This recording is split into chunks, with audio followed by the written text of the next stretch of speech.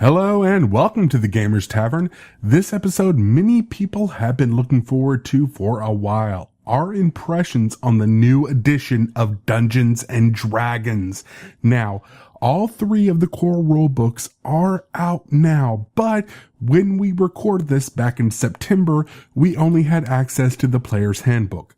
I've talked to both Ross and with our guest, Sean Patrick Fannon, since this episode came out, and even after the new books have come out, we still stand by our opinions in this episode.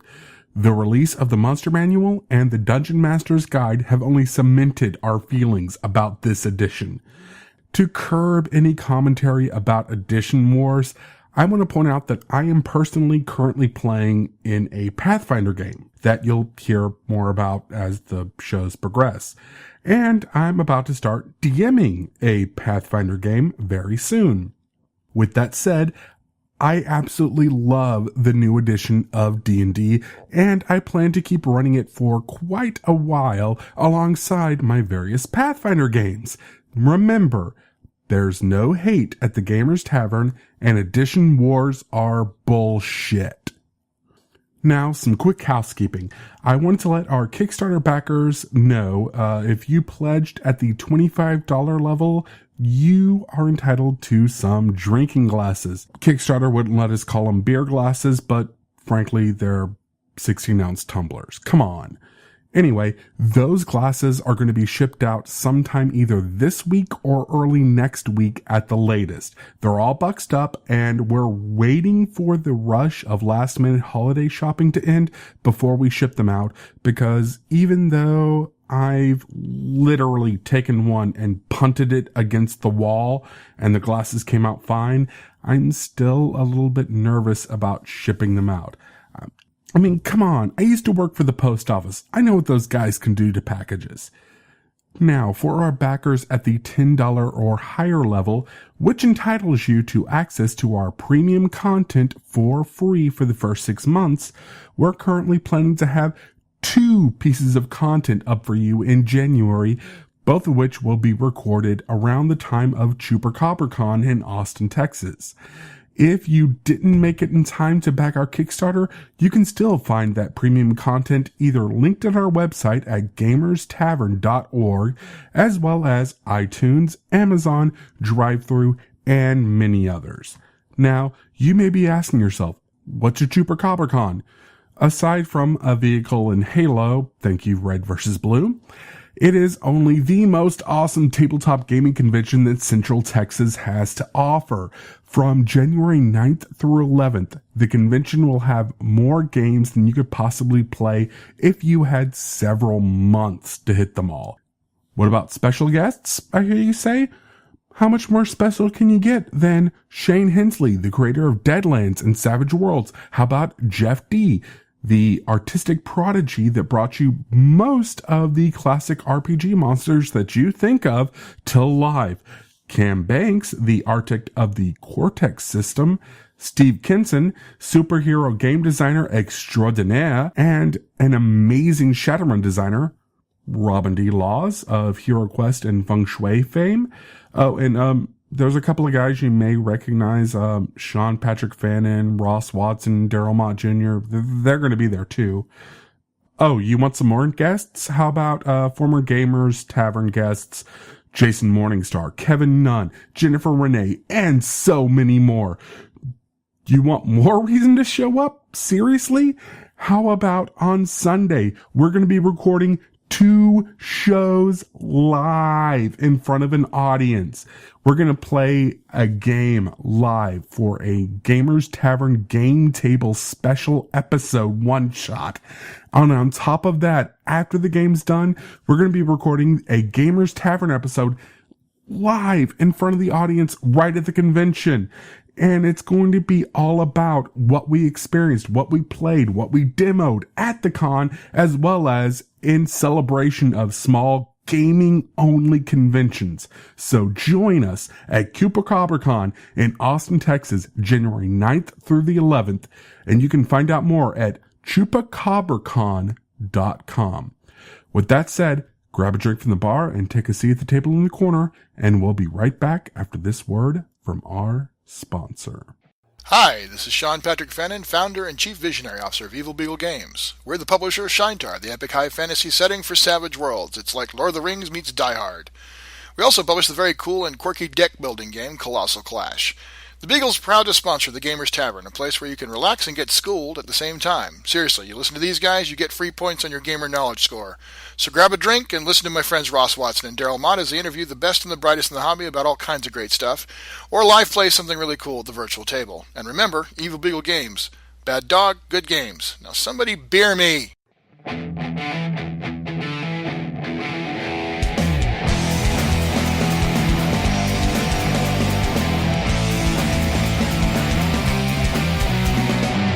Hello and welcome to episode number 42 of the Gamers Tavern podcast. I'm Ross Watson, your host.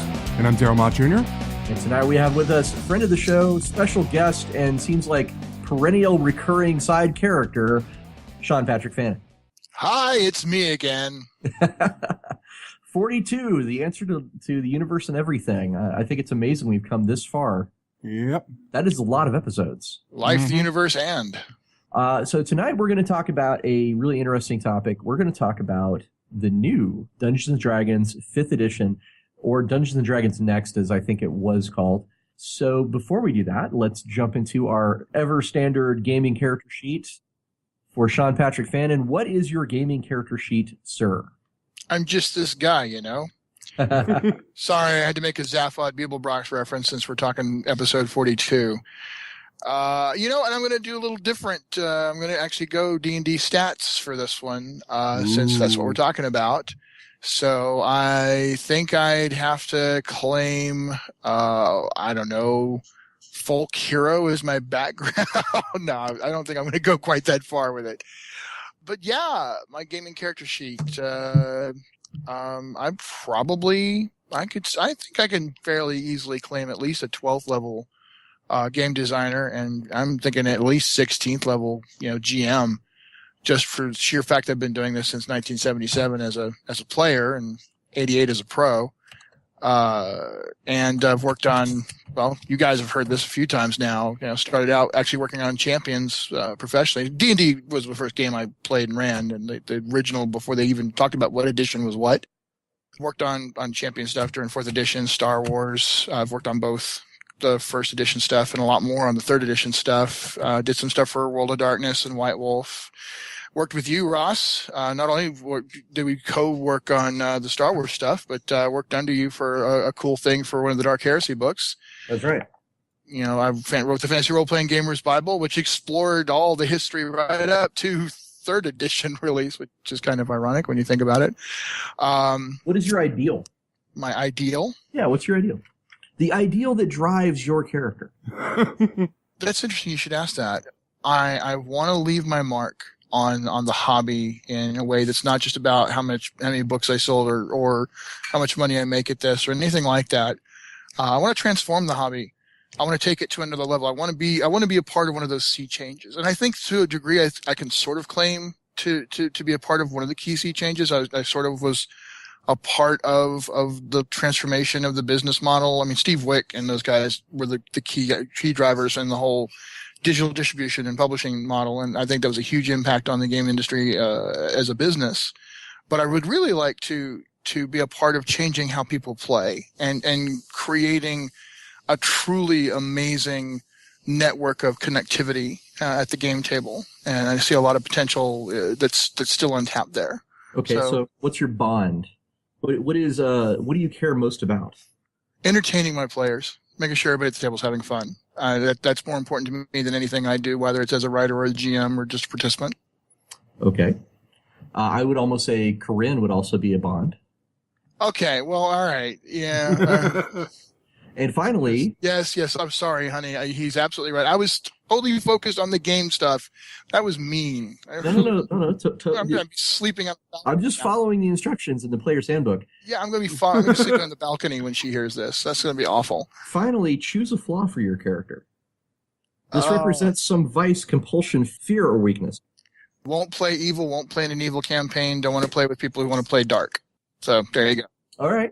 I cut myself out of a lot of games that way. If somebody wants to play a dark game, somebody wants to allow evil characters, leave me out. So that cuts me out a lot of stuff. I would say probably most famously that flaw actually impacts something that's important to both Daryl and myself. That's, of course, our link with Shadowrun, because I know you're not really into playing Shadowrun because it does not really allow for characters that take a strong moral stance. Yeah, my last Shadowrun campaign that I played in for any length of time was back in the early 90s when my wife at the time and the rest of my friends basically arranged for my character to die while they got away because I kept getting in the way of them making credits. So they left my character, and he sort of jumped in on it, intentionally to do the heroic, sacrifice thing, but they just happily let him. And then they continued playing that game for like a year or so after I dropped out, including my ex-wife. So that was fun. Well, let's we're not here to talk about Shadowrun, so let's refocus on D&D. Sorry. That's fine. So what have we been playing lately is the next step, and I'm going to start with Daryl. Daryl, what have you been playing lately? Dungeons and Dragons, the new edition. Still running the game table episodes, where we played through the starter set of the new edition of D&D with me running the game. And you can also hear I'm going to be recording in little drop-in commentary as I'm listening to it, editing. I'm going to be critiquing myself and say, okay, new DMs, don't do what I just did right here. Because you get to hear me knocking the rust off the old GM gears in my head. We also played some games at Gen Con. Oh, yeah, played a lot of games at Gen Con. Played Hackmaster, which is a lot of fun if you like fantasy role-playing games that are D20 inspired, but you've looked at the new edition and it's not your thing. You may want to look at Hackmaster if you want to try something new. It's really cool, old-school feel to it. Played the Great Dalmoody in the hallway one time. I want to say, I played a bunch of stuff on Sunday. I can't even remember. We didn't even talk about this because it was after we recorded our Gen Con special. The one that I saw that looked the coolest was King of New York, which is the sequel to King of Tokyo. It is basically half King of Tokyo, half Rampage, like the board game Rampage, where you're actually like going the video game Rampage. There's a bit of a legal snafu on the board game called Rampage because it's not technically licensed, and Midway kind of found out.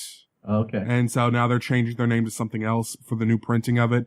But basically, King of Tokyo is each one of you is a kaiju monster, and you're all rolling, and it's a dice rolling game. It's a pressure luck kind of game where you're trying to match, get power, score points, or get health back to heal. And you're trying to knock the other monster out of the Tokyo. But in New York, they added a new element where you're actually going through the city and the different boroughs and destroying buildings as you go. And you get more points from that too. I've played the original version, and you're right, that is hysterically fun. Yes. Okay. Well, what have I been playing lately? D&D in our game table night, obviously. I've also been playing some Shinetar. We actually started up a Shinetar campaign here in Denver. It's called the Coastline Campaign, and Sean Patrick Fannon, our guest, is actually the GM. It's going to be the first time I've ever actually played Shinetar not at a convention. And it was really nice to play. We've been in the first episode so far, and I'm kind of excited to see where that goes. And there's possibilities of and considering that Sean and I both happen to live together, we're partners in Evil Beagle, etc. There's going to be no shortage of opportunities to play Shinetar in my future, I can imagine. No kidding. Yeah. In addition to that, I've been playing a lot of Star Trek Online. They have a new thing coming up called the Delta Rising, which is the new big expansion for the game. It's going to take the game from level 50 to 60. It's going to add a whole bunch of new ships, races. It's going to open up the Delta Quadrant. It's going to be pretty exciting. If you play Star Trek Online and you are a fan of the show, don't hesitate to drop us a line and ping me, because I will be happy to tell you who I play and which fleets I'm in and things of that nature. So that kind of covers, I think, what I've been playing lately. How about you, Sean? What have you been playing lately? Well, I discovered just how bad I suck at video games as you were showing me how to play Outlands. Borderlands 2. Borderlands 2. Oh my God, I'm awful. Your patience was greatly appreciated, but I just the state of the art and me don't understand each other. I'm interested in the Star Trek game. I'm just terrified to get myself into something like that. So thus far, I've kind of held back, but I'm still, I'm slowly sticking toes back into the video and computer game world, just because it always sounds like so much fun when you're playing. So that's been kind of cool. To be honest, the Star Trek Online might be a little bit easier to wrap your head around than a console FPS like Borderlands, which, don't get me wrong, I love Borderlands. It's one of my favorite games, but it is something that the only reason why I was even remotely good at it was I spent so much time playing Halo. So, yeah, wow, hard. But anyways, for us tabletop, obviously, as Ross pointed out, Shinetar, I mean, I've not even been here but just a little over a month, and I've already got 3 Shinetar games going.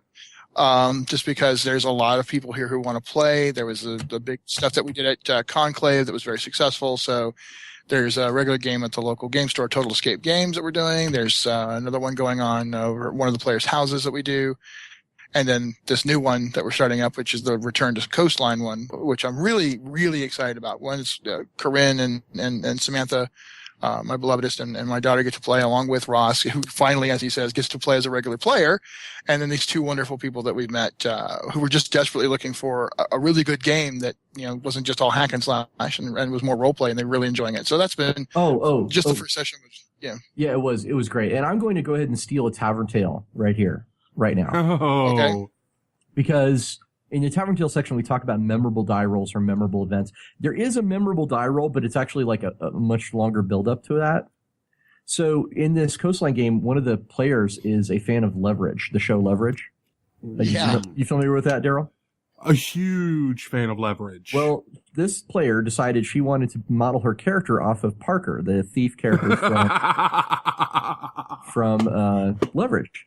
And so, did a wonderful job of it. Well, she did such a fantastic job of it that when we were talking about how to rescue a kidnapped person, and we said, well, what they're doing, we're trying to figure out what they're doing. They're waiting for a boat to show up, a special boat from their organization. And I said, well, we could, try and sneak in, through the front, through the back. And she goes, or we could just show up with the boat. And I was like, that is exactly what Parker said. Exactly. And let's go steal a boat. Let's go steal a boat. Yeah. So the best part, though, is when in the first fight, I kind of pointed out to her, we have a map and there's all these things in the environment. If she wanted to use the environment, she could. And she goes, really? And then besides, since her character is acrobatic, she wanted to do in a single attack, and you can do this in Savage Worlds, you just take multiple actions. In a single round, she was going to acrobatically leap off of a cart full of fruit, stab one guy in the face, and kick another one so that he falls over onto the ground. It was amazing. She totally did all 3 of those things in one smooth, slick, awesome cinematic sequence, and then stood up and cheered. Her character stood up and cheered, and it was amazing. It was a great part of that night. And I got to look at her and I say, and that was as a 0-point brand new character. Welcome to Shinetar. So, that definitely fulfilled the whole, like, Lord of the Rings meets Die Hard. And that everyone who sits down to play, they get that. And I'm really thrilled about that. So it's going on. And then I feed off of that. But hey, I'm also looking forward to getting to play. I've been very much enjoying our buddy cop movie thing going on in the online gamers table thing. That's been a lot of fun and really sold me on getting a player's handbook at Gen Con, which I did. And it's the first time I've been excited about buying a D&D book in a long time, and I've been enjoying reading through it and getting my character ready for Ross's impending 5th edition run at Birthright, which we're looking at coming up. We haven't had a chance to play yet, but we did a lot of character creation stuff and story development. He and I have actually had like long talks on road trips around town where we've talked about my character and what I want to do with it, and that's just been not a single die roll yet, but actually except for the powers thing, the strange Birthright power stuff. But other than that, everything's just been pure build up story. So I've been very, very excited about that and excited about the potential of being able to create a character in such a story driven setting with a set of rules that are much more story driven than any version I've ever seen before. You're talking about your bloodline powers is what you're talking about. Yeah, the bloodline powers. Yes, exactly. So why don't we go ahead and segue into Tavern Tales? But this time, I think we should really focus on a D&D experience, because tonight is about D&D 5e.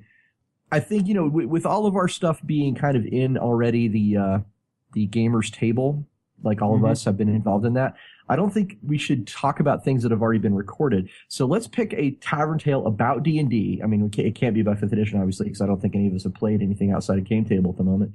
I have. Well, all right, Daryl. In that case, you could do a D&D 5.1. But the only rule for hard rule is it has to be a D&D Tavern Tale. So Daryl, start us off. This was back when it was still known as D&D Next during the playtest. I was running it for my childhood friend James, and it was just a one-on-one campaign where I was we had someone else who was going to join in, but he and his wife, she has medical problems, so he couldn't join us because she had something happen.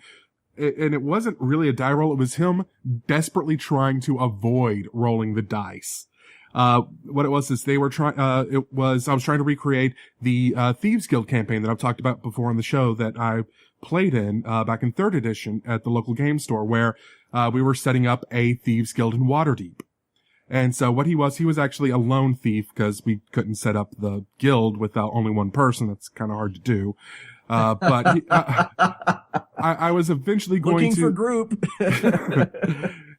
Guild of One doesn't really quite cut it. Actually, that would make a really cool, like, D&D sort of die-hard movie. Okay, now I want to write a story called Guild of One. I know, but anyway, what it was is he was tasked, he basically got mugged in one of the taverns. And he was approached by someone and said, hey, I'm head of the Thieves Guild in Skullport, and we're looking to move in. You are the type of talent we're kind of looking for, but you have an initiation to pass. Go get your shit back. So he goes across town, and basically the entire thing was him trying to avoid any sort of direct combat in any way, shape, or form, and just completely shadowrun the thing. It was like pure black trench coat, the way he had planned everything out, and I'm just sitting here, okay, how can I trip him up? Can I trip him up? No, he has thought this out too damn well. He made 2 dice rolls in 2 hours of gameplay, and both of those were just dexterity stealth checks. Nice. All right. Good story. Total Assassin's Creed before there was Assassin's Creed. Well, no, this was after. Yeah, that's true. But he hadn't played Assassin's Creed, but yeah, that's totally what it was. Sean, why don't you go next? Is there a D&D story you can tell us about a memorable die roll or memorable moment? Yeah, as a matter of fact, it kind of lets me segue later into a topic that is very near and dear to my heart about 5th edition, and this is a not 5th edition story, but it'll make sense. Pretty sure we're 3rd edition by this point. Living in Southern California, hang out with my best friend, Albert Deshane, out there, and there's a gaming group, and they're cool. They're a totally cool bunch of guys. I enjoyed socializing with them, but they just had a very different culture about this. They were much more about the business of, you make your character, you get in there, there's some role play and story, but really we're just there to, grind through these bad guys, grab the cool stuff, move on. And, we're starting a brand new campaign and bringing in a 0 experience point, first level character. And I just had this idea in my head that, I was going to play him as a fresh off the farm or fresh out of school, in this case, specifically fresh out of the church paladin, full of vim and vigor and out to go do good in the world, but really no experience whatsoever. So I'm totally role playing with these guys, and they're trying really hard to adapt to the fact that I want to role play and talk about everything, because it's just not what they're used to. They tend to do a lot of out of character, kind of in, kind of out, very, very meta. And I'm strictly in character. And Albert actually is kind of trying to do it too, but he's also like, but these guys don't play that way, but oh well, we'll try. So anyway, we're going along, struggle, culture clash, and we have our first fight. And in that first fight, I run up, and I'm pretty good at what I do. And, but we're up against like humans, bandits or whatever, and we have to take them out because they're whatever. So I run my sword through the first bandit. He falls dead at my feet. I turn around and begin vomiting up against a tree. Because for most people, the first time they kill somebody, it's a terrible shock. And I just decided I was going to role play that, this was his first kill. They all did look at me like I'd grown a third head. Like a second head had popped up, and then a third one immediately, popped up, and they were just completely, what? And one of them actually, openly criticized, what are you doing? This isn't about, you're trying to drag too much of reality and role play and blah, blah, blah, blah, blah. And the DM was kind of like, yeah, well, I understand, but really you don't have to do that. We're kind of just moving. That's not how far we want to go with it. I mean, I'm literally being criticized for doing that. And, that stuck with me. That pretty much marked, a turning point to me for how much I didn't want to play D&D anymore, like ever again. Because it just felt like the prevailing attitude about D&D was, it's not really about the role play and just, you got a cool character or whatever. We're just kind of working the mechanics, and it's like, So that was a frustrating thing, even though I felt good about the role play and the story. And later on, Albert was like, that was really cool. Because, it was one of those, I'd roll really high, natural 20 or something. I rolled crazy damage, one shot kill. Nobody else got the one shot kills. And so my guy looked like a badass, but then he turns around and throws up because he's like, oh my God, I just killed somebody. And I'm like, that should be a thing, and that's one of the reasons why I'm happy to be coming back to this game, because now I see a system that potentially, really rewards that devotion to role play and story as much as to what you can do with the dice. And to be clear, there's lots of different ways to play D&D and have a good time, and all of them are valid, right? I mean, I think we all agree on that. Yeah, we're not telling you you're having fun wrong. It's just this isn't the way I personally like to play the game. I also happen to agree with Sean that typically I like to play games where story is a little more important than the die rolling. And I also agree with him that 5th edition is exciting to me because it allows us to kind of bring a little bit more of that story into it. Well, and again, I'm like I said, I'm not trying to downgrade anybody, but I'm saying in that situation, I was invited to play and I was bringing the role play and the story. I didn't think it was cool to criticize me for it, right? I mean, that's like, hey guys, it sounds like one of those situations, and this comes up a lot, but it sounds like one of those situations where, the DM really needs to have a conversation ahead of time and say, just so you know, here's what the tone of our game is like, here's what the themes of our game is like, that kind of a thing. Yeah. How dare you have fun wrong, Sean? I'm just saying, it was like, hey, why not expand, right? We can have all this kind of stuff going on, but I don't know. All I'm saying is that they felt like the game wasn't about that. And there wasn't anything I could point to in the game that really served my argument either. It was the other problem. And that's why I'm saying this edition, you can say, look, there's inspiration, right? There's a reason for me to do this because I'm trying to gain inspiration based on playing off of these flaws and these ideas. Right. Well, one thing it's important to point out about tonight's episode specifically is that our policy here in the Gamers Tavern is that there is no hate and that edition wars are bullshit. So we're not here to tell you that, D&D 5th edition is the best edition. We're not here to tell you D&D 5th edition is the worst edition. We're here to tell you what D&D 5th edition is like, what we like about it, what we don't like about it, and why. That's basically what we're here to do. Well, you guys can call me the color commentator. I'm not trying to start edition war, but obviously I'm kind of a fan. Well, no. I nobody's accusing you of that either. So, yeah, we all have our own personal opinions. Just making it clear. Just because we like this edition, you may not like it. It may not be your thing. Right. We're not saying you're wrong for not liking it. This is just our opinions of it. And I think I'm going to go ahead and tell a quick tavern tale of my own. I mean, obviously I stole a little earlier, but it was for Savage Worlds. I'm now telling a D&D tavern tale. It will be short, I promise. Back in the 2nd edition days, and honestly 5th edition makes me feel an awful lot like 2nd edition, I used to GM an awful lot more than I used to play. Of course, back then it was DMing. I used to DM like all the time. My friends and I, we were playing Birthright, or we were running, Dragonlance or Ravenloft. There was only a few times when I played as a player, but I do remember I had a great time in this one guy's game. His name was Tony, and Tony liked to. He was one of a handful of DMs I've really enjoyed playing under, who happen to have a really good adversarial relationship with the players, where the game is kind of a bit of a struggle between us, and it is a little bit about screwing with each other in a really good, fun, positive way. And I was playing Halfling. One of the ways that Tony's would kind of screw with us is everyone in his world, for that matter, basically decided to treat halflings like children. So I ended up growing a Van Dyke beard to be very obviously not a child, right? And this all came to a head when Tony decided to start his campaign properly inside a city, and he was going to have the big adventure hook sort of dangling in front of us, I said, okay, well, before we go into that tavern to meet with that old man with a map, I would like to pick a pocket. I was a thief. I'd like to have some extra money for the tavern. I'm going to pick a pocket. Tony says, all right, make your roll. Well, I flubbed it big time. And Tony, this is one of those great times Tony was like, well, tell me how, explain to me how you screwed this up so badly.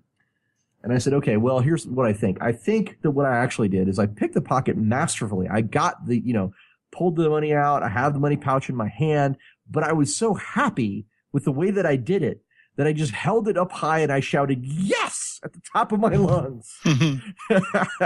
Well, the failed pickpocket roll attracted a lot of attention. The merchant called for the guards.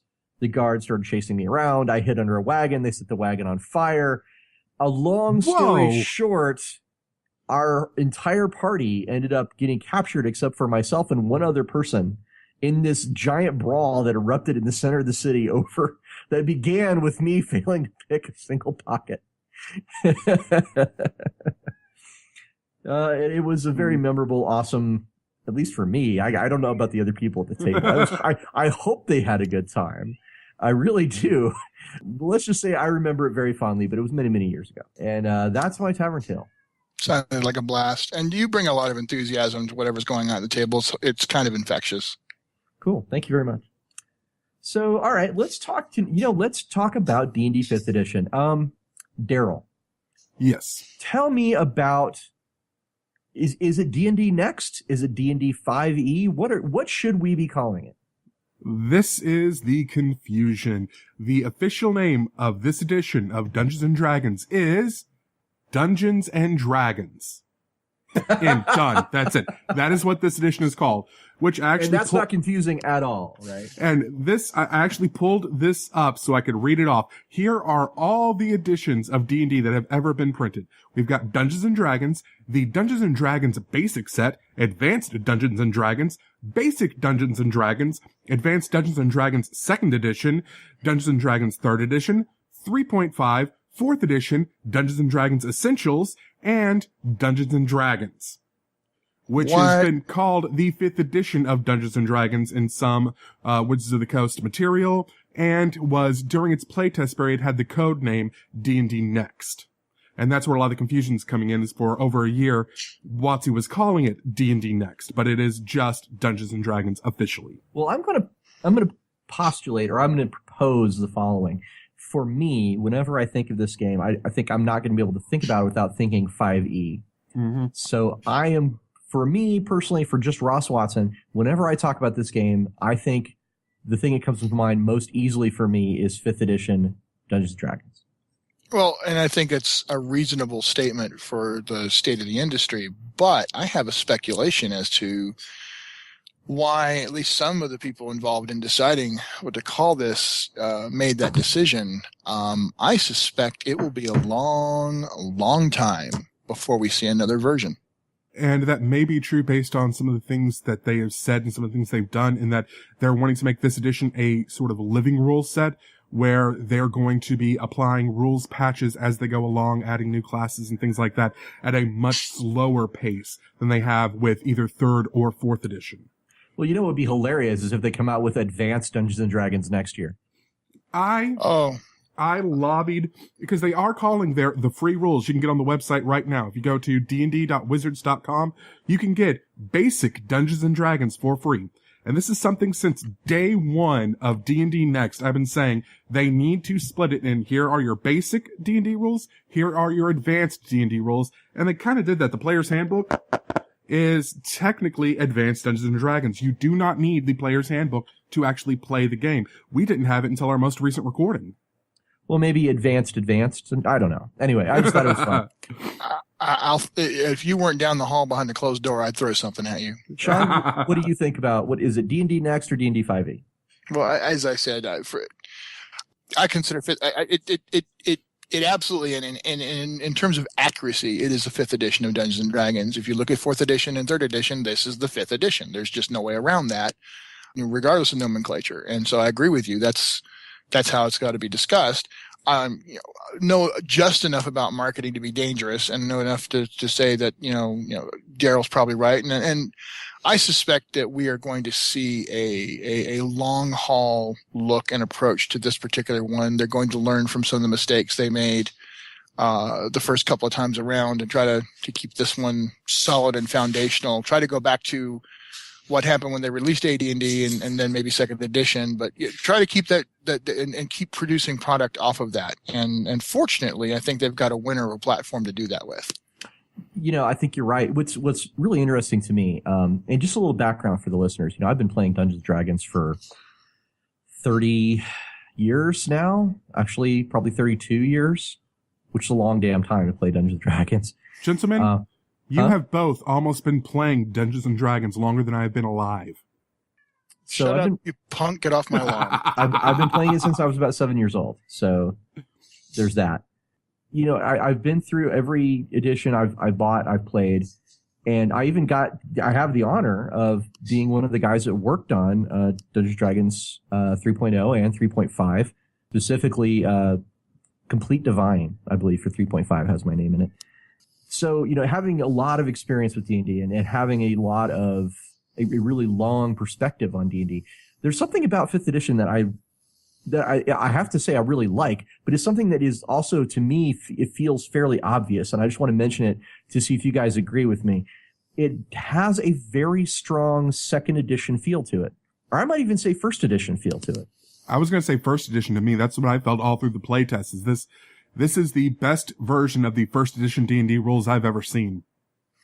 It's interesting. I just by sheer, outlive, outlast, I get to say 37 years, and when I got my first hardback book, after playing the box set and the powder blue, you get up to 3rd level, and then you need to pick up, the full D&D, advanced or the AD&D rules if you want to continue. That's the marketing that they used back then. So I grabbed my first player's handbook back then. And it was, the first version of Advanced Dungeons & Dragons when I first got my hands on the Paladin. And I was beyond excited. I mean, I still, sitting here right now, I can get just a little bit of chill bumps when I think about the excitement I had, how excited the smell of the book, the creak of it, the amazing information that was suddenly exploding off those pages. And I got to go with you on that one because that's what this feels like. It feels like a return to that emotion, that emotional state. I don't know. Mechanically, I think it's actually pretty different in a lot of ways, but emotionally, I completely grok what you're saying about that, what that connection means and what that connection is. It's like everything that came after it was like a weird, interesting, usable, but not necessarily my favorite twist from what I'm playing, and 5th edition feels more like this is my Dungeons and Dragons, but better, as opposed to this is my Dungeons and Dragons, but different, if that makes any sense. Well, for the listeners who aren't familiar, why don't we actually dig into a little bit about what those things are about 5th edition that are different. Daryl, why don't you talk to us a little bit about the core mechanics of D&D? The base core mechanic is one of the most ingenious things I've seen them do in a long, long time. Probably the most striking change in D&D, in my opinion, since they flipped AC to be a positive number that's your target number to hit in 3rd edition. What it is everything is based off of what's called ability checks. You have your same 6 attributes you've always had: strength, dex, con, int, whiz, charisma. And it's the same as it was in 3rd, 3.5 Pathfinder, 4th edition, where you subtract 10 from your attribute, divide by 2, and if it's that's your positive or negative modifier for that attribute. Everything you do in the game revolves around ability checks. So when we're playing, I will say, okay, what do you do? Ross or Sean or any of the I other throw my players? axe. You throw your axe. Okay. Oh, shut up. Well, that gets into an attack roll, which adds a little bit more to it, but I was thinking more along the lines of, okay, I'm going to try to, there's a narrow cliff here with a little, it's about 6 inches wide beam right across it. How do you get across it? You say, okay, I'm going to try to jump across. Okay, make a strength check. Okay, I'm going to try to balance beam across. That would be a dex check. But Daryl, I just want to jump in here real quick while you're going through this. Honestly, your statement is not obviated by what you said because the battle mechanics play right off of that same through line that you're talking about. So you're not wrong. Yep. I'm not, because everything is based on these mechanics. Everything, even saving throws, are based off these same ability scores. It's no longer a reflex save. It's now a dexterity saving throw or a constitution saving throw for poisons or a wisdom saving throw. There's even intelligence saving throws to see through some of the spells. And it's really just kind of ingenious that they simplified it down that much, but it still feels like a core mechanic to the game. Now, when I said it gets a little bit more complicated when we get to attacks, there's one other mechanic that's involved with your skill rolls, and that's your proficiency. Every character has a proficiency bonus that's based on your level, has nothing to do with your class, your race, anything else. It starts off at +2, and every 4 levels thereafter you get +1 to it, so it maxes out at +5. If you are proficient in a skill, like, for example, athletics or stealth or arcana for intelligence or anything like that, you add your proficiency bonus to your ability check. If you're trying to use a set of tools, like you're trying to disable a trap using thieves' tools, you use your proficiency bonus from your tools on the roll. If you are attacking with a weapon you're proficient in, you add your proficiency bonus to the attack roll. And it's still, if it's a melee attack, it's a strength. If it's a ranged attack, it's dex. If it's finesse, it's dex. Actually, you can choose between dex or finesse. But proficiency basically represents an on-off switch. You are proficient, you get that +2. You're not proficient, you don't get that +2. Exactly. Where the on-off switch comes is in another ingenious mechanic called advantage and disadvantage. There are some abilities, some class abilities, some spells to this, but I'm not worried about those right now. If you do something creative in the game, which these guys are really good at trying to work to get that advantage roll. Right. But if you put yourself in a situation where you have some sort of advantage over the situation, you get advantage, which means you roll your die twice and take the better result. Or if something happens and you end up in a poor situation, you may end up with disadvantage, which means you roll twice and take the lower result. This is my second favorite thing they've added. I pretty much just taught you how to play the new edition of D&D right there. That is the core rules. Let's talk about the thing that is our favorite thing. Sean, what is your favorite thing? Inspiration. So it is the thing that makes me most happy about being at a D&D table again, because for the first time ever, that tavern tale I told about earlier, there would be a reason for me to do that, and it would actually give me a benefit in the game to do that. The GM is incentivized to reward roleplay, and the player is incentivized to roleplay not just through the course of the game, but roleplay in combat.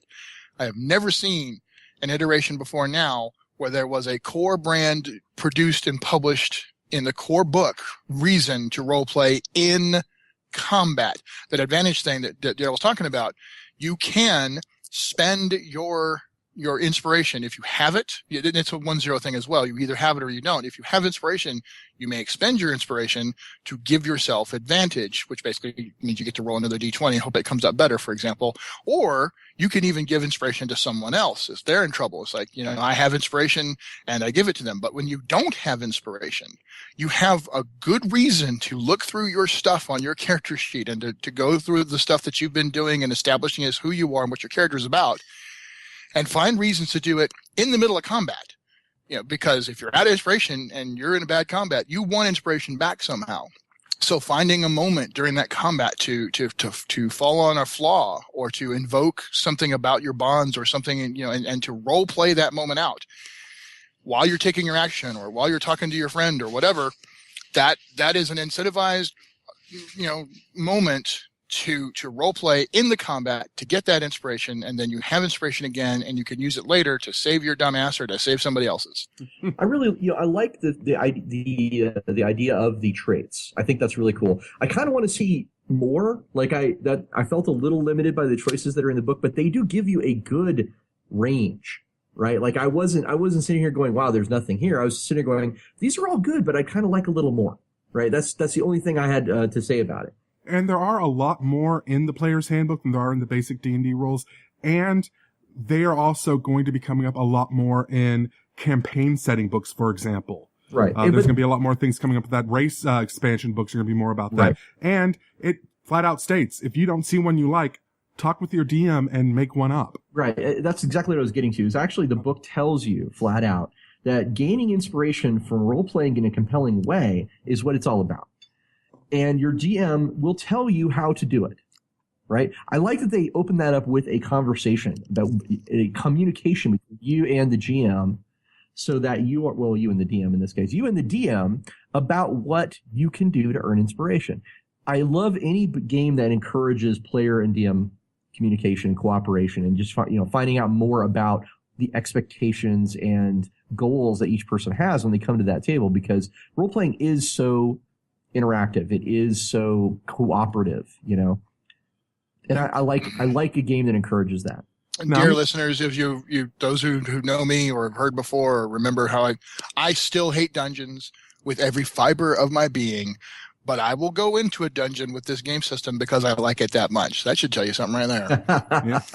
Well, we have an episode on dungeon crawls actually with it was Owen K.C. Stevens, wasn't it? And yep. It was the episode directly before this one, as a matter of fact. Right. Yeah, we had a great conversation about dungeons. Okay. So to hear more about dungeon crawls, go listen to that one. Now, there's one thing. I want to sum up exactly what I love most about this edition. There is a disclaimer. What you love most beyond inspiration, traits, and the advantage, disadvantage. And the backgrounds, and the way they're handling feats, and there's a lot to love here. But this right here pretty much sums up all of it in a little nutshell. There is a disclaimer on the credits page of the Player's Handbook, and it's also in the basic D&D rules as well. Disclaimer. Wizards of the Coast is not responsible for the consequences of splitting up the party, sticking appendages in the mouth of a leering green devil face, accepting a dinner invitation from bugbears, storming the feast halls of a hill giant steading, angering a dragon of any variety, or saying yes when the DM asks, "Are you really sure?" And to me, that kind of sums up what I love about this edition is it seems to have brought the fun back. Best disclaimer ever, or definitely one thereof. Yeah, that's kind of the tone of the game.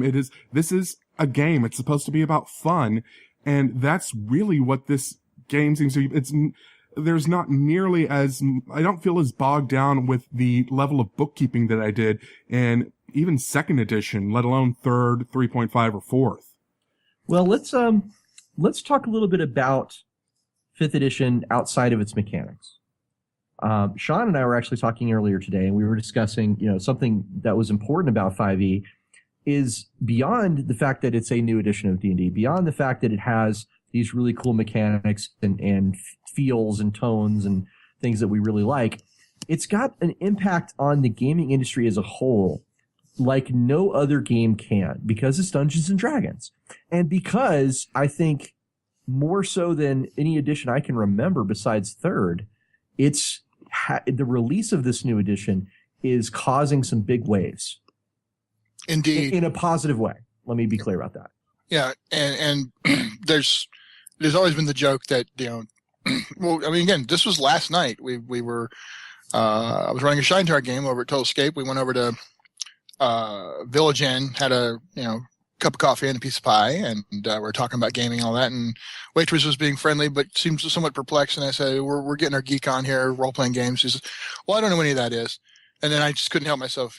Dungeons and Dragons? Oh, that, okay. So, I mean, it's still, by default, the identifier for what it is we do, no matter what system we're playing or whatever, and that's always been true. But what's interesting is its social place has changed so much, and the value of saying those words has shifted significantly. And I say this anecdotally, but I'm feeling pretty confident about it because, my personal experiences of many of my friends and colleagues, and the presentation in the media gets away from the guys down in the basement and goofy and let's make fun of it to, all of a sudden they're one of those cool games that turns out lots of very important people play and have a lot of fun with, and its actual importance and its value. So regardless of how an individual might feel about playing these rules versus another set of rules, or what the state of the art of gaming is, the state of the health of our hobby and our industry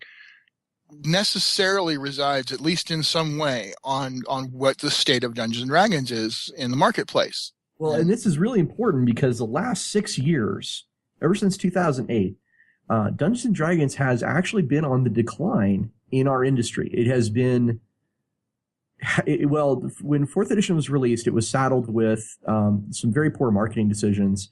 And then very quickly it was saddled with competing against itself with when Pathfinder was released, of course, by Paizo.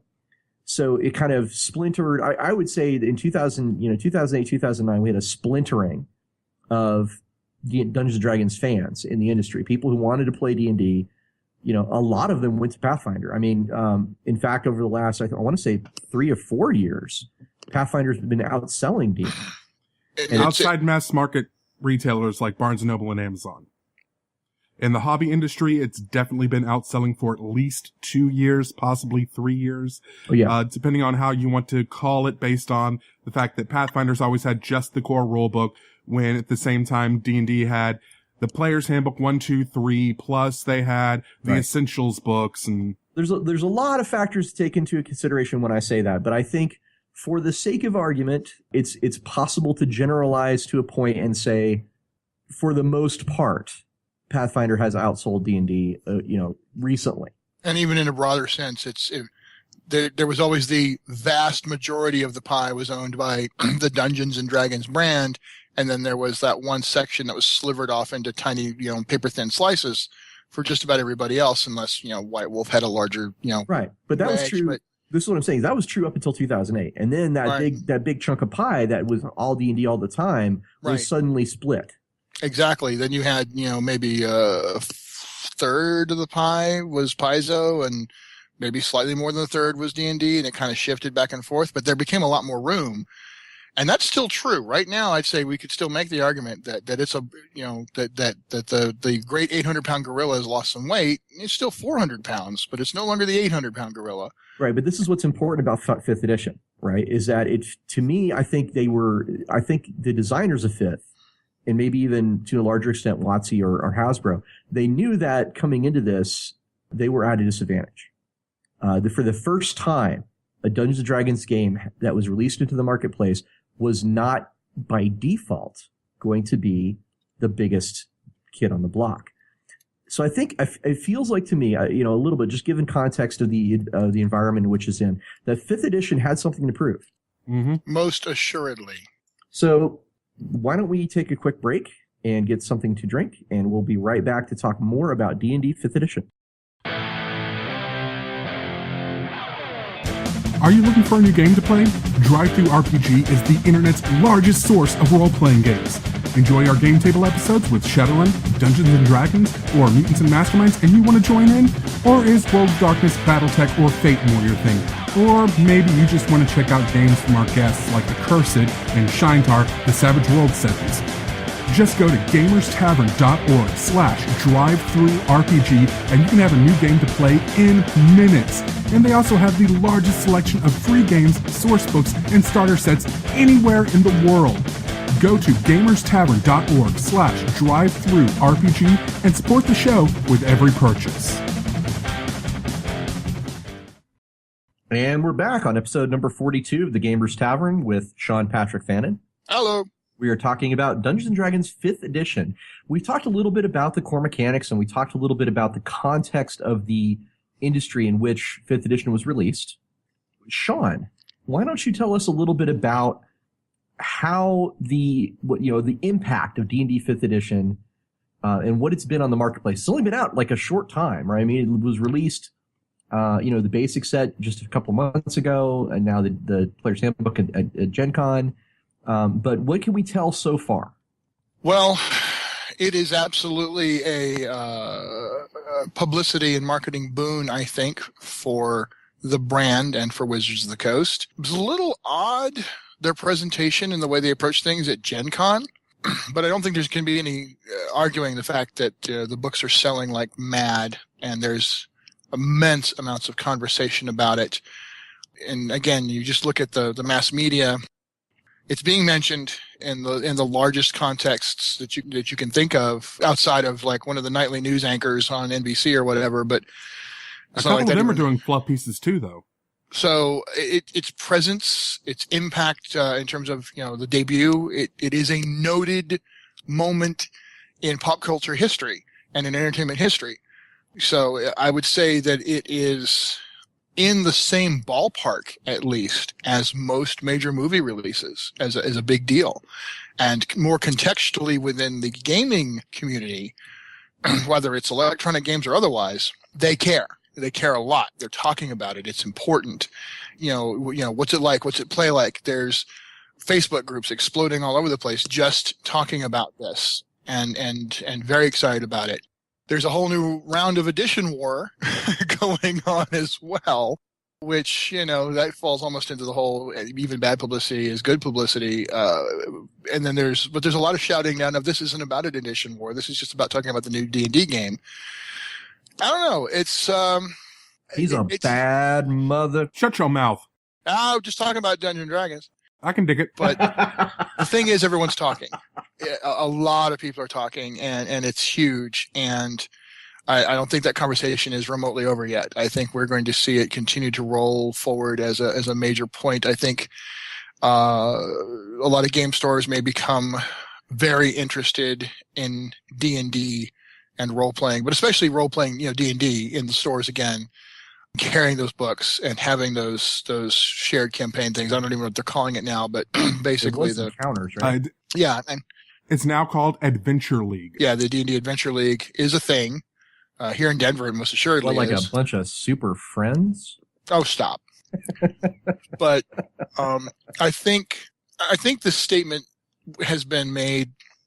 It's one I agree with, and I think it will bear out. As I think the health of D&D will ultimately spell the health for our hobby and our industry. We've been doing okay. Electronic distribution certainly reinvigorated the entire marketplace, and I'm going to be very interested to see what their electronic distribution model is going to be, if anything. I suspect, I think you're right, Daryl. You've made this presumption before about Codename Morningstar, I think it is.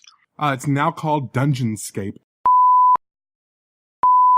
At the risk of sounding a little Edition Wars-y, I think it seems clear to me that they learned a lot of lessons from 4th edition, and one of those lessons that they learned was not to overpromise on the electronic front, and number 2, to don't do it in-house. Yeah, well, to offer people a reason to buy the books, as you point out very clearly, because in 4th edition it was very true that they did overpromise on their electronic side, and that if you had it, you almost didn't need the books. You'll still want the books because, again, they're not going to be releasing as many of them, and the books themselves are going to be a lot more focused on the fluff, the lore, the world building, the story aspect of it. And I really think that's where Drive-Thru is going to come in, is where they're going to be doing a lot of these adventures, and a lot of these other smaller things are going to be released through there. Right now, it does look like they're taking the very conservative viewpoint, which I don't always agree with. In fact, I don't really agree with at all. But there are some publishers who believe that if you offer electronic books at the same time, that you poach your print book sales. All the numbers I've ever seen on this, and as you guys know, I used to work for Drive-Thru, doesn't really bear that out. But that does seem to be the case here. They have decided they're going to go with their print sales first, and then, we hope that there will be an electronic approach as well. I don't know. Well, they've made no announcements one way or the other, but one thing that really does reassure me about their devotion to digital book formats is D&D Classics, which is fulfilled through Drive-Thru RPG, is still around, and they are still releasing their back catalog through D&D Classics. There are still new releases coming out every week. Let's of the older material. Let's bring it back a little bit down from the the big picture in the marketing area. What is interesting about D&D 5th edition for me, one of the things I really, really love about it, is it has this new focus on adventure and what an adventure means, right? Like in the book, it talks about there's 3 pillars of an adventure, and that's combat, social encounters, and exploration.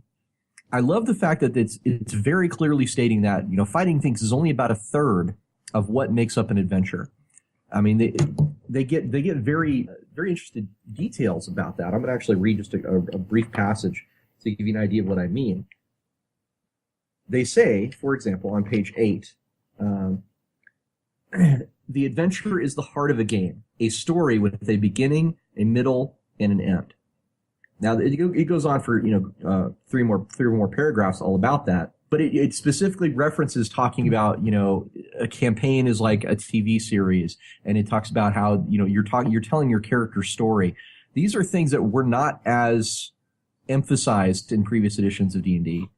And I'm really, really glad to see them in there, because it kind of, to me, it feels like they're really opening it up and saying, play D&D the way you want, because D&D is more than just one way. I mean, D&D is a lot of different ways. Agreed. That was something else that was very exciting to me. And this This gets more into presentation of philosophy versus just pure mechanic stuff. But the fact that the brand is being presented with a new philosophy that tells, and again, it doesn't go around telling anybody, this way or no way, or if you're not playing in a certain way, you're wrong. But what it's really doing is encouraging you to think in broader terms of story, of character. It's actually celebrating context and verisimilitude. Yeah, exactly. Which, that's we both agree, that's a huge thing for us. And the idea of the cinema influence and the television series influence and the media influence. And I've always believed that role-playing could be the most exciting for people. That's always been my philosophy as a GM and as a presenter, that it could be the most exciting for people if they could feel like they were in that movie or that television series or that comic book or whatever, and participating in the media in all the ways. And so the philosophical presentation of it's beyond just encounters and making an encounter and balancing that encounter with the monsters challenge rating and the this and the that and the work the math out and work out the resources and work out all this mechanic construct around, beating stuff up. I mean, I'm sure that's there to some degree, but it just doesn't seem to have that same level of focus. Now it's about, here's a chance to be a character in a story and have all of the experiences that characters in stories might have. And the fact that seems to be a core philosophical through line in everything I've read. Once again, I feel this is a version of Dungeons and Dragons that not only holds on to a heart that it's always had, and is growing, and becoming healthy again, but it's almost unapologetically borrowing from some of the great stuff that has evolved from other game development. I'm seeing in this version of D&D an acknowledgement that other people came up with some really great ideas over the last few years, and they wanted to incorporate those ideas too. And that is very encouraging. Like inspiration is, owes a lot to things like Benny's and Style Points and other games that have come up with that boost resource, Exactly. It's interesting to me. We are, just to be clear for the listeners, we are discussing this when only the Player's Handbook is available. We haven't seen the DMG. We haven't seen the Monster Manual. We haven't seen, I've seen the Monster Manual. I don't have the Monster Manual. All right. Well, it's fair to say that those are not widely distributed at this point. Yeah. At the point you're hearing this. So, we're very, very, very early in this line's development when we're making these calls and these opinions. So things may change. And I think it would be probably wise of us to go ahead and say that at some point we need to come back and revisit this when there is a much more robust line behind it. And I think a lot of what you guys are talking about right now is something that has been made very clear is going to be a big focus of the Dungeon Master's Guide, which that isn't coming out until I think November or maybe early December.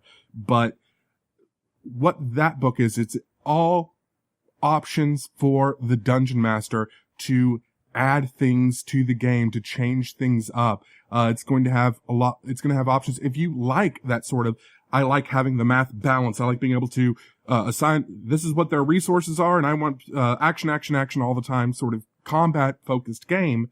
They're going to have very tactical grid combat rules in the Dungeon Master's Guide for players who want that experience. They're going to have more detailed social encounter rules. They're going to have more detailed exploration rules. They're going to have, more detailed, all sorts of different, additional rules and different character generation methods. They flat out stated that, vitality points is going to come back. If you remember that mechanic from, I believe that one was an optional role in second edition. No, Vitality was a Saga system thing. I'm really hoping that that's an optional rule. Yeah, it is. All these are optional rules that you can add in if you want to. And that's actually interesting that you bring that up, because there's been a lot of discussion. In fact, I saw one very almost morose, vehement lamentation about the failed promises of 5th edition, like a complete blasting, blistering recrimination. And I'm like, dude, maybe that's just not been presented yet. There was a lot of discussion early on, and a lot of people were trying to figure out how in the hell are you going to do that? There was a broad-based, very sweeping statement along the lines that I'm highly summarizing and thumbnailing it now. But we're going to present you a way to play D&D in all the previous ways that you've enjoyed. If you enjoyed those ways, we're going to give you access. We're going to give you an opportunity to explore, putting those things back in. And then, of course, we get this presentation, and it doesn't really do that. It doesn't present all the different options immediately. And it sounded to me like these people who are feeling like they've been failed somehow probably just need to wait for the DMG. Well, and I think some of them need to look a little bit deeper because a lot of those choices come in the class choices. If you look, for example, at the fighter has two main options, two main passing. Yeah. There's a lot of options. We should get into that in a second because I'd really like to. But I want to talk just really quickly about one other thing too. We mentioned earlier on that there's a lot of first and second edition feel in this game. And my mind, as a guy who's been playing D&D for an awful long time, my mind keeps racing back to all the great, awesome first and second edition adventures that I loved. In fact, we mentioned quite a few of these in the Dungeon Crawls episode. And I always think, now that 5e is out and I'm looking at it, that it would be very, very, very easy for me to just run that same awesome adventure using 5th edition rules because it's so similar that it would not be hard to plug and play. You know what I mean? Yep. I have, since the playtest, I've been working on a Temple of Elemental Evil conversion where I was just going all out and actually rewriting the module to kind of fix some of old school writing style that was a little bit clunky to read through, in addition to updating the stat blocks and everything else. And by the time the second playtest packet came out, I looked at it and I'm like, okay, I'm wasting my time. I can just run this straight out of the book. I just gotta thumb through and replace the monsters. That's a question I have because I haven't really looked at the game from that angle yet. So, Daryl, I know you've had a reason to look at it that way, so I'm very curious from your perspective. But, I mean, even just the vague contemplation I had, and honestly, I did run D20 335 rules because I was trying to run Shintar in D20 at one point, and it was just a miserable experience trying to figure out how to create monsters, to translate creatures into those stats. It was such a convoluted mess. What is your impression of the stat blocks and being able to quickly stat something up in these new rules? What does that look and feel like? Trying to stat something up is a little bit hard. Like I said, I've gotten to look at the monster manual, but I haven't gotten to actually pour through it and actually go through page by page and read everything. So I'm not exactly sure how all the math breaks down at this point.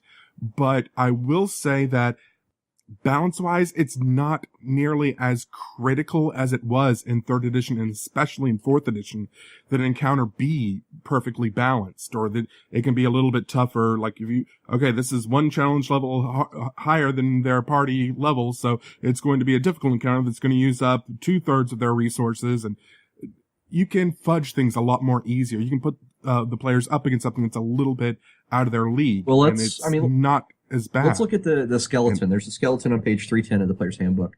And it's got, armor class, hit point, speed. It's got its 6 stats.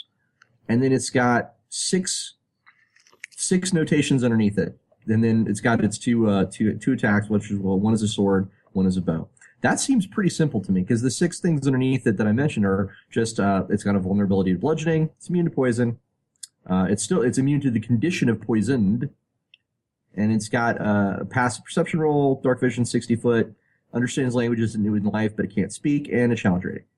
That seems pretty simple. I wouldn't say it's like as simple as something like, say, Savage Worlds, but it's close. Actually, that was the impression I did get when I was looking through the conditions. Yes, there's more conditions than you would necessarily see in a Savage Worlds game, but not that many more, and they're pretty straightforward, right? They're easy to grok without a lot of fiddly bits, and that was one thing I was impressed by. Yeah, there's a lot of fiddly bits in 3.0, 3.5, and Pathfinder monsters. Like if you look at them, they've got. To be fair, they present all that information that you will ever need, right? I mean, I'm not slamming those games, but if you look at a monster listing in Pathfinder, you will note it has a touch AC, a grapple AC. It's got all the different resistances. It'll list all the feats that they took for that monster. Yeah, exactly. Let's actually go away from monsters for just a little bit because I want to get back to something Daryl was talking about, and that's how player characters feel special in 5th edition. And they accomplish that with a couple of ways. One being feats, which we were just talking about, and one being the archetypes that are built into the different classes. Now, there's one thing I want to say about feats real fast. Why don't you tell us about that stuff, Daryl? Feats work a lot differently in this edition than they have in previous editions. They are no longer mandatory. You do not have, you do not at every level get a feat. What happens is at every 4th level, you get your choice between you can raise 2 of your attributes by 1 of your attributes by 2, or you can take a feat. And there's a list in the player's handbook, and I'm betting there's going to be a lot more coming out depending on how they're going to do third-party licensing and all that stuff, let alone in the official materials. Now, these feats are different, though, than you expect, than you've seen before. They are feats on friggin' meth, man. These are the high on, oh my god. Like previous edition, like there was a feat you could take in 3rd edition that was a +2 to 2 skills, right? Yep. Yeah. And that was pretty much it. That is not how these feats work. No, these are equivalent to it probably between 2 and 4 feats from 3rd or 4th edition rolled into a single feat. Some of them will actually give you an attribute boost too. These go to 11. Exactly. So you get, the thing is you get fewer of them, right? I mean, even if you opted to take a feat every time instead of the stat bump, you were going to have lots fewer feats than a previous edition character. But those feats will be more impactful, more meaningful, right? Yeah, exactly. There's ones that Agreed. are like, okay, you get +1 to 1 attribute, you get training in this skill, and you get this cool thing you can do either in combat or out of combat or something else. Holy crap, I took one from my paladin, and it was hard. Choosing a feat becomes a major experience, and kind of it's like a really difficult. It's not like, I'll casually get that one and I'm building towards these other feats. No. A single feat choice is a huge damn deal. And I took one that basically gives me damage reduction, 3 points off of certain types of thing. And I'm just looking at, that's huge. That's such a big deal. But there was like 2 other feats I really wanted that also had potential for major impact. So now feats are much, much more special this time around. So, Daryl, tell us about the different things we can do with our classes to feel different, special in 5th edition. Well, somewhere around 2nd and 3rd level, pretty much every class gets some sort of choice based on their build. The one that I love bringing up as the best example of where a lot of that choice from that they were promising comes in is the fighter. In the book, there's actually 3 presentations of fighter, I believe, but there's 2 that I feel are the biggest. One is the champion. At the champion, if you pick that class ability, basically what you do is your crit threat range increases. So instead of critting on only a 20, you crit on a 19 or a 20. Later on, it goes to the point where it's 18 to 20, 15th level. There's other little benefits that come in here, but it's very, very straightforward. The champion style character is, I want a pretty simple fighter in combat. My options are to attack or come up with something creative to do on my own. But they also have the Battle Master build, which gives you a list of maneuvers you get to choose from. And these maneuvers are ways you can use your action in combat to do all kinds of things. Some of them are, you use your reaction to make an attack. Someone else makes an attack. That would be something that was very similar to the Warlord in 4th edition. There's ones that's disarming strike, riposte, which is, okay, you attacked me and missed, now I get a counterattack with my reaction. And there's just all sorts of cool little sweeping attacks, tripped attacks, push attacks, maneuvering attacks. Now the key thing is all the classes, not just fighter, but all the classes get a choice between 2 or 3 things at that level, and each one of these are kind of like, it's like they took a prestige class in 3.0, 3.5 and built it into the class as one of the things you just get to pick from. Eldritch Knight from the fighter. That's the 3rd choice, is basically your spell slinging knight. Yeah. He has an arcane spell list to choose from. So if you want to play a rogue, at 3rd level, you get to decide between assassin and thief, that kind of a thing. It's really quite cool. And I like the fact that it adds that flavor and that feeling of being a special type of fighter or special type of rogue without actually leaving that class behind. And it also gives you sorry. I wanted to take a moment to give a major shout out to the stuff they did with Paladin, which anybody who knows me knows that's the first thing I'm going to look at as soon as I can.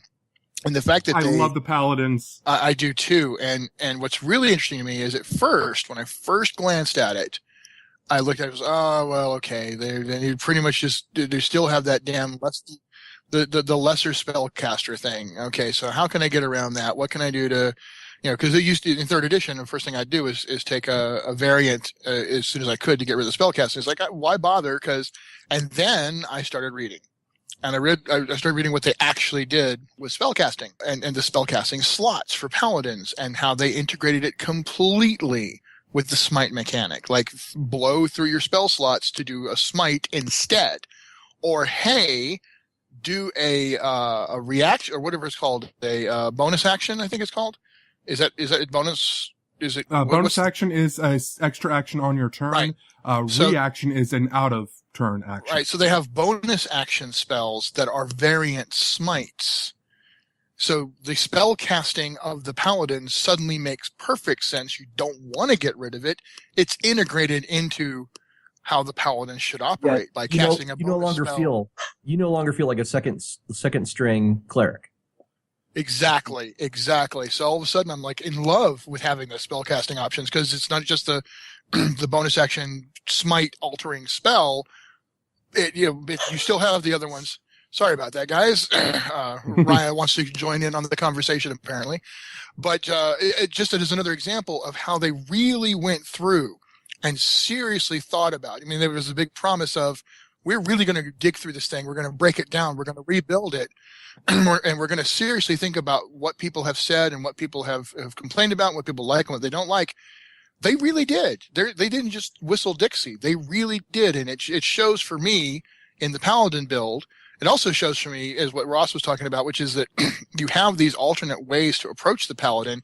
You don't just have to be Captain Shiny Guy on the night, with the lance or whatever. You can be an Avenger. You can be a Knight of the Green. That's what I love. I was a big fan of the Avenger class in fourth edition. It's basically your kind of unarmored holy assassin kind of guy. Here, I'm not here to uphold the weak. I'm here to punish the wicked sort of build. And I really loved that. It's kind of like the anti-hero paladin you're still the good guy, but you're Judge Dredd. You're not good. You're not, Right. Not even Judge Dredd necessarily, but you're not necessarily goody two shoes. What they did. Not that there's anything wrong with that. I love playing those guys too. But what's really interesting is just like Ross said, they made feats impactful, but not this constant extra, layer upon layer upon layer of extra fiddly bits. They put prestige. They took prestige classes out, at least the way in the core book. There's no prestige classes, but they weaved them into your choices with the internal to the class, and those are both really brilliant decisions that not only give all that flavor but also simplify. And that's actually something that I wanted to talk about real quick. Is that I want to kind of get back to the broader impact and importance of this design. One of the philosophies that a lot of designers have had recently is just that, real life, right? We've all grown up. We're not the kids playing D&D back in, high school and college, jobs, life, etc. And so, a lot of designers, one of the ones I hold up because he stated this very clearly, Shane Hensley, one of his goals was, to create systems that the guy who comes home and really wants to game, but doesn't want to work that hard at setting it up to play. And the players don't have a lot of time to invest in embroiling themselves in very fiddly, very difficult systems. They want to get to the game. They don't necessarily want it to be oversimplistic and esoteric either. They still want crunch. They want the die rolls that they know and love. They want that gameplay flavor. There's a certain class of people that remember that from their style, and they want to still have that, just want to have it a little bit easier. To me, it looks like Mike Merles and the rest of the team took a lot of those ideas to heart too. From everything I've seen so far, they definitely tried to craft a system that had lots of flavor, but you could still grok it pretty quickly and get in there and just play. That seems to be a lot of what's going on here, and I think that's a very impactful thing too, because I think that's a nod to the current marketplace and the state of the art of game design. And I think D&D catching up to that concept is very important. That's a very good point. I think we should also take a few moments to talk about, we've been very, very positive about this, right, this whole time.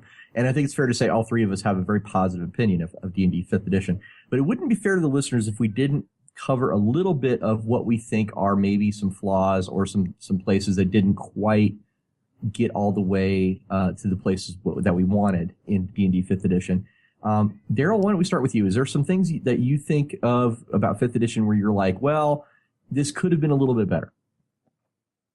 There's really not a lot. I kind of wish there was a little bit more sort of hands-on nuts and bolts, because I come from Shadowrun, so I'm used to a lot of fiddly bits when it comes to character creation. I'm used to spending an hour making a character or more.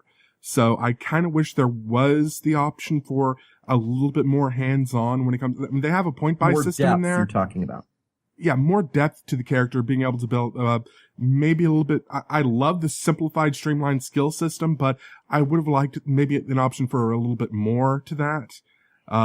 Something a little bit more in depth, something a little bit more instead of just the flat proficiency bonus, having the, and again, this may come up in the Dungeon Master's Guide, but having the options to, okay, I want to be really, really good at stealth, and I'm kind of good at acrobatics. You know, I'm going to push back against you on that a little bit. I mean, I do love Shadowrun because of the character depth, right? Specifically, Shadowrun 4th edition just had like amazing character depth. But at the same time, it was a game that you needed Hero Lab in order to make it work. Yes. And I really like the fact that in D&D 5e, I mean, again, I know we're defending something we already started to talk about as something that bothers us, but like, just for me personally, I think the depth is just fine. It's just enough. It gives you, it lets you paint a canvas with your imagination rather than with your character sheet. I know. And again, at this point, I'm really having to dig down and nitpick, because I am totally in love with this edition. So that is just the most nitpicky thing I can think of. There's one other thing I wanted to point out before we go too far into this is, have you seen some of this little secret things that are in here in some of the character classes? Have you looked at the monk, for example, and the Way of the Four Elements? It's one of the character builds for the monk. It's basically the Last Airbender. Yeah. Yeah, exactly. Yeah. If you look at the Arcane Trickster, the Arcane Trickster is pretty much Loki from Avengers. Oh yeah, there's a lot of his spell list, the hands he gets for free is that. There's a lot of cool flavor there. I do actually have one genuine flaw as I see it. It's a structural layout flaw more than anything else, I think. A presentation issue. The way they ended up structuring the presentation of magic and spells is not all it makes things difficult. It would be really cool if you didn't have to do a lot of flip back and forth to get a handle on all the different fiddly bits of a specific spell. I just the alphabetical approach, but it would have been nice to also have I don't know, something about the way that spells are presented. It's a pain in the ass to deal with them. I may not see that one as big of a flaw solely because I'm used to it, but I totally see what you're saying, because you have to, here's your spell list for your class on this page, and then all the spells are listed alphabetically. So, okay, at this level I get to pick between this one, flip, flip, flip, read what that spell does, flip back, okay, or this one, flip, flip, flip, read that spell, flip back. I'm compelled again to defend it a little bit, just in the fact that I do still vastly prefer the feel of specific spells. You know, D&D just has spells that are very specific to it, right? And I vastly prefer that to the previous editions, some of the way they handled it. For example, the power cards. I never liked having, although it was very convenient, I never liked having power cards when I could have just, I want to use a very specific cool spell, and here's where that is in the book. There's such an investiture to playing a spellcaster, right? To get set up so that you can play it quickly and effectively without having to do a lot of book flipping, and that's been kind of pain in the ass. And I imagine there will be supplemental materials, out there. Well, something that I feel is still an issue is actually something that went back to 3rd edition 3.5. It's the idea of linear warriors and quadratic wizards. And yeah, I was waiting for this. While 5th edition has vastly improved the non-full spellcasters into what I feel are much more viable archetypes that interact with the game mechanically on a meaningful level, in many ways, it has improved it just vastly beyond 3 on 3.5. I do still feel like at the end of the day, spellcasters are going to still have more answers, more solutions to problems than non-spellcasters. The gap has narrowed, and I'm really, really pleased by that. But I'm still a little worried that when we get to a high-level game, that if you're a wizard or if you're a sorcerer or if you're a cleric, you're just going to have so many more ways to deal with a problem than a fighter or a paladin or even a rogue. I think they've done the closest thing they could do, because they could have gone away with Fantasy and Magic altogether, but then there would have been a revolt, because Fantasy and Magic is D&D, and what they've got isn't technically Vancian, but it still has that feel with the spell slot system that they use. And I think the limiting factor is going to be the number of spells you can actually prepare in a day. Once you get up to that 8th, 12th, 13th level of a caster character, you're going to have a lot more spell slots that you can actually prepare spells for. Well, as I was saying, I'm looking forward to the day Jovis can finally show Morgan, what's what. Because there is very little question. I mean, now granted, we all know this because D20's, electronic dice system hates Jovis with a fiery, ugly passion of hell. So the dice have just been unkind. I have no regrets that Jovis doesn't have some kick-ass ability. Starting as first level and up to now third level, I've enjoyed the capabilities of the characters there, the ability to do those cantrips repeatedly and have some effective stuff you can do no matter what. Love all that. But Morgan's kicking ass. There's no question about it. As a fighter, she has got it going on in huge, big ways. It will be interesting to see. And I think you're right. We'll have to come back and talk about this when we get there. It'll be interesting to see what it looks like in the 6th to 8th level range. It'll be interesting to see what it looks like when we get to 10th and 12th level and so on. Well, here's something else to think about. You know what was huge about D&D back in the early 2000s? It was the OGL. It's what took D&D and said, here's the D20 system, and you can build whatever you want for it. And it made a huge, enormous resonating impact on the industry. And very notable, of course, was the fact that the OGL was nearly non-existent for 4th edition. So I'm kind of curious to see what will happen with 5th edition and an OGL. Will there be some kind of third-party ability? I mean, obviously, they're reaching out to the guys at Sasquatch, which is Rich Baker, Steve Schubert, and Dave Noonan, to do some products. So they're already kind of reaching out to some of the third parties, which is great. But I'm really hoping to see... Cobalt Games is doing their current adventure path for the Horde of the Dragon Queen. So I'm really hoping to see more opportunities for third-party guys to kind of break in and do... Because Sean and I actually, of course, are Evil Beagle, and we would love to do some... If anybody's listening, we'd love to do some 5th edition, products. And we kind of want to know, how that works. So it looks like it's going to be case by case. There's almost zero. I mean, it's vastly approaching zero, at least at this stage. Chance of them opening it wide to whoever wants to. Now, I suspect what we're looking at here is they have very specific relationships that they've established and said, yes, you guys can go forward. And then it's going to be on a case by case. There may come a second phase kind of situation where they're like, you may apply for a limited license to do, and here's your application process. But it's interesting that we haven't seen that yet. And I suspect I actually have some information on this. What it is they are not going to be announcing anything until first quarter 2015. They're going to get the 3 core books out. Then they're going to announce anything they're doing. And that is the official statement at this point in time. The scuttlebutt I've picked up from here and there is basically a lot of the guys at Wizards of the Coast, a lot of the guys on the D&D team really, really want to do something as open as possible. But they're getting a pushback from Hasbro on how to word it properly to still protect their IP, because this is the big thing is they're switching their paradigm for how they're making money on Dungeons and Dragons, because they're not going to be releasing the rule books as often, looking at it more as a brand. That's why we're seeing the Attack Wing Miniatures game. That's why we're seeing all the other stuff that's starting to come out that's related to D&D, but it's not necessarily the core game. I think that's where we're at, is sometime probably in January or February, we're going to get some sort of announcement that there's going to be some sort of open license, probably not quite as open as the OGL, but not nearly as restrictive as the game system license, which is what they ran under 4th edition. What I imagine they're hoping for is that they can get the stink of the previous stuff off and make the brand strong enough that Disney will come knocking and say they want to do a D&D movie.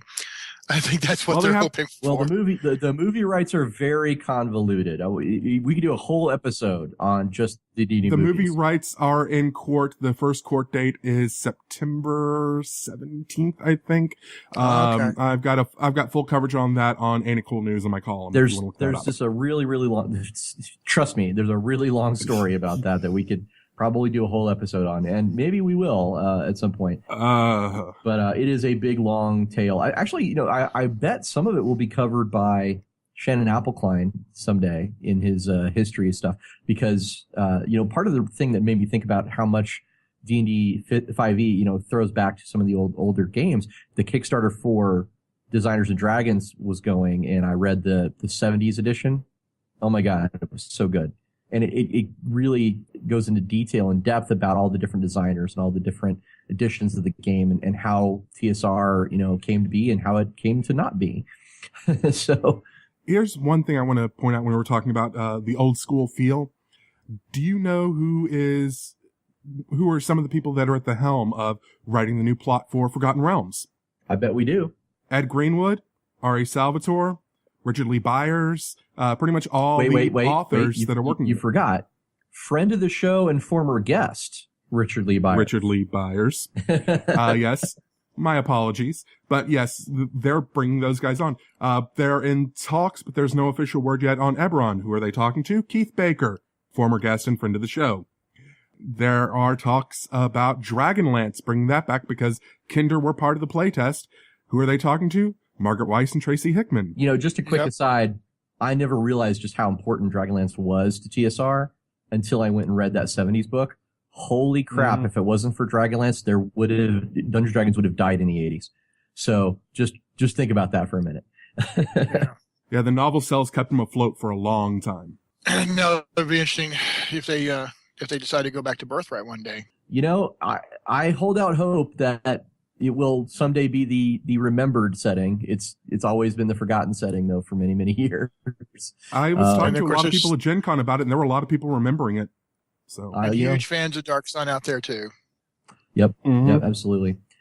Well, let's take a few minutes to talk about what's happening next for all three of us, because I think the three of us, all have some really exciting stuff coming up in the future. Why don't we start with Sean? It's hard to look past Tacticon, which is rolling right over me like a steamroller. We've got, Tacticon's one of the two really big game conventions here, two of the bigger game conventions here run by the Denver Gamers Association, Genghis Khan, which is what first had me fall in love with Denver when I was out here earlier this year for that. But now Tacticon is coming up. And of course, it's just 2 weeks after Gen Con, so it's oh God, oh God, oh God. But fortunately, I've got an amazing team of Shinetar fans here, including Sean Gore, who is our project manager for the Justice and Life campaign and stuff like that. So he, myself, Corinne, and brand new Shinetar GM Matt Rolls, who nearly killed my paladin during his only second game ever running, which he's still feeling mortified. And I'm just saying it there to tease you, Matt. Ha-ha. Because he felt so horrible about nearly killing my guy. But it was great. It was thrilling. He's actually quite talented. So the 4 of us are running a huge Shinetar program at Tacticon with a huge campaign-changing plot line and everything going on there. So the Justice and Life stuff is continuing to grow steadily. It's continuing to gain a lot of attention. I got interviewed a few times at Gen Con about it. And so that continues to grow as a kind of game-changing, don't forgive the pun. The pun's intended. It's a game-changing kind of thing, and I'm very excited about that. Can you give us the elevator pitch on Justice and Life? Imagine a classic living Greyhawk, living campaign, shared campaign environment where all the filters are taken off. There's no filtering your contribution outside of don't be a dick and don't mess with don't mess it up. But you actually live in the world, and your actions matter. The games that you play in actually happen in the world. There's no modules. There's just story arcs. So you have a one-to-one real-time relationship and experience in the world. So it's like having fan fiction that matters and actually changes the world. And that's what Justice and Life is. And it's global. It's using Roll20 conventions and at-home game tables. It all fits in. It all interacts. And no one's ever done it before, not with a published property. So people are kind of flipping out. So, for example, at Tacticon, there's the Siege of Thul's, which is a major thing against the Kingdom of Alara. And if they don't stop the prelacy that will change the political landscape of the world as we go forward, and it will affect future books as they're written and everything else. That's what we're doing. So it's like Joss Whedon coming along to a bunch of fans of Firefly and Serenity and saying, hey, you guys are all doing this amazing shared storytelling and fan fiction, and hey, this all counts. This is all real. So that's what we're doing there. I should say we just turned in some manuscripts that are now in full development for release. Savage Mojo's handling all the art and graphics and layout to get books ready. Guidebook Goblinesh and Guidebook Malachar Dominion. Goblinesh was written by Phil Vecchione, and the Malachar Dominion by Eddie Webb. From the show and former guest, Eddie Webb. Yes. Well, okay. This is going to be a running gag. I'm just going to keep doing that. Okay. All right, there you go. But so those two books are in dev. In fact, as we just got through approving, I think pretty much all of the art now, or damn near all of it, for Malachar Dominion. The art approvals for Goblinesh should be soon. There's a novella that Steve Long did called Edge of Honor. We're just waiting on the cover art for that one, and we're going to be able to put that one out there. There is the City Book Eastport, which it's been fully written, and now we just need to produce and develop that for release. I just put the official Shinetar Writer's Guideline out there, so people can really delve themselves into what the psychology and structure of the Shinetar setting is. So that's put out. There's a brand new map, both monochrome and color. The color one just got released and has been shared out there freely for people. They're really excited about it. Been a lot of great comments about it. And it's a map that reflects exactly what I was talking about. People have added material to the world. They've built cities, they've built roads, they've built entire island nations, and all of those things have been added to the new map. So this is truly user-created content taken to its ultimate level in a published role-playing world. Awesome. So, thank you very much, Sean. Thank you. What about that was you? Something. Go ahead, Daryl. I was going to say, that whole thing is something I've been so excited about. I'm sitting here biting my thumb not to jump in and interrupt Sean. Let the guy who's actually in charge of it talk about it instead of the guy who's just fanboying over it from afar. It just looks so amazing, and I just cannot wait to see what comes of this. Well, you can always make a character and play on Roll20 or over Skype. Just saying. I'm seriously thinking about it, trust me. All right. We have made a lot of awesome contacts at Gen Con for possible future things. So, keep your eye on the website for Evil Beagle, because we might be having some cool announcements in the near future, probably closer to the end of the year. But absolutely, we've got some great stuff going on. Now, me personally, I'm still, hard at work on Warhammer 40K Regicide. I'm still hard at work on some stuff for Pinnacle Entertainment. I'm still hard at work on more stuff for Accursed, because we we actually completed Accursed, the Kickstarter for that at Gen Con this year when we ran our last backer games. And we are fixing to do another Kickstarter for more Accursed world books, which have already been written. We already have cover art for it. It's going to be pretty badass. So, keep your eye open for more Accursed and more Shinetar and more Gamers Tavern.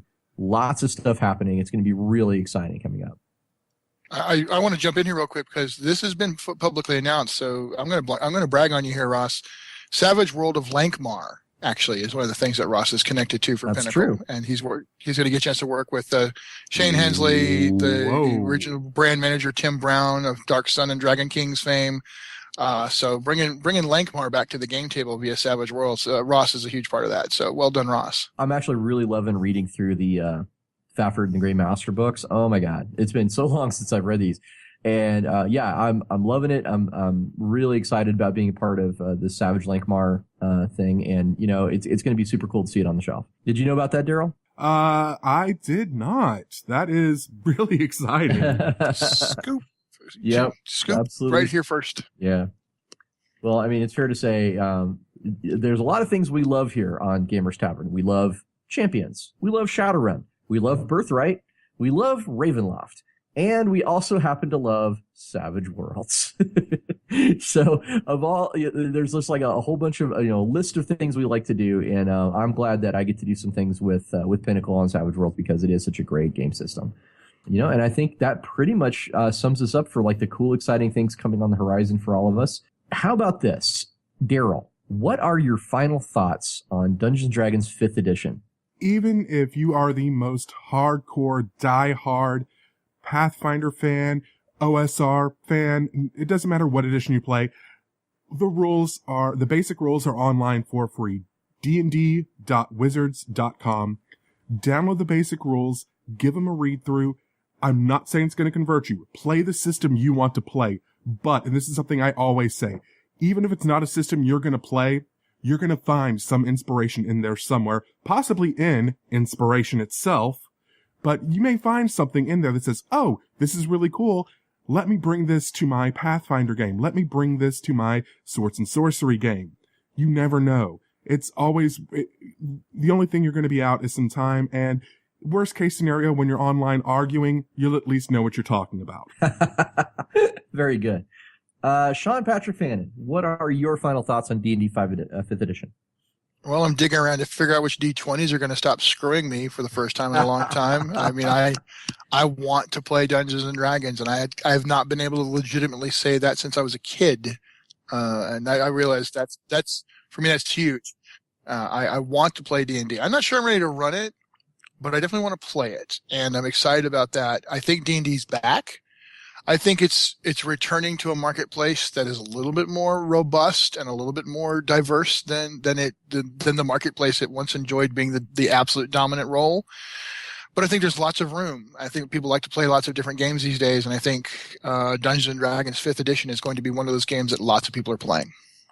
I agree. I would have to say, Pathfinder better watch out, honestly, because Pathfinder has, for the last 4 years kind of enjoyed it, not having anything to really, compete against. And now I think it might be one of those cases of really healthy competition. It might be one of those cases where both, companies really do their best trying to outdo the other and everybody wins. I'm kind of hoping that's the way it works out, like a DC Marvel Comics sort of. Yeah, I really think that's where we're headed. I've seen what some of the stuff that Pathfinder has in the pipe at Gen Con, and they're really bringing their A game. So the stuff that they've got coming out this year looks really, really good. So Pathfinder's not going to go anywhere. No, but I think they definitely know that they're not that it's not a wide open field anymore. That's all I'm saying. They have been the leader in the race. But now a new challenger has appeared. So I'm going to mix as many metaphors as I possibly can. I forgot.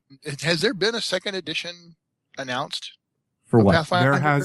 There has not. The closest thing they've announced is what they're doing next summer called Pathfinder Unchained, where they're going to be revisiting several of the classes, several of the builds, and several of the races, and basically retooling them, as well as presenting a whole slew of new options, including a bunch of stuff on the action economy in the game, where one of the options that they listed, the panel's online, I'll make sure to put a link in the show notes, but one of the action economy things is, okay, your choices are you have an action and you have a move. Does that sound familiar to either of you? Yes. Yeah. So they are definitely paying attention, and they are learning. And Paizo's always been quick on their feet, so they're picking up fast. So they're not out of the race yet. They're still going to be going strong. Yeah, but they've got some strong competition. And right. To be honest, I'm looking forward to running both systems. Yeah, to be clear, I'm not. That's exactly what I'm saying too. Is I like both systems. I want both systems to succeed. I think I'm hoping for again that very healthy competition between the two. For my final thoughts, I would say this. I love the way that D&D is really, as we said before, is putting the fun back into the game. It's really doing an emphasis on imagination, emphasis on telling your character story, an emphasis on finding meaningful ways and elegant designs to get the mechanics into the game, like inspiration, like traits, like advantage and disadvantage. I think these things are all great. So yeah, if you haven't played D&D in a while and you kind of want to check it out, definitely check out D&D 5e. It's something I would unhesitatingly recommend to someone who has maybe heard of D&D and hasn't tried it for whatever reason. Go check it out. And I'm gonna cheat and get a second final thought in. Oh, cheating, cheater! Hey, I'm the owner. I'm allowed to cheat. There's a couple of little tiny things. We're talking about putting the fun back in the game. If you notice in the character creation section, they give an example of someone creating his character. His name happens to be Bob. And he happens to be creating a character, happens to be called Wolfgar. So, of course, it's Bob Salvatore. And they're talking about his character Wolfgar from the no, I'm sorry. I apologize. He's not creating Wolfgar. He's creating Bronir. Which is also from the Icewind Dale trilogy. Yes.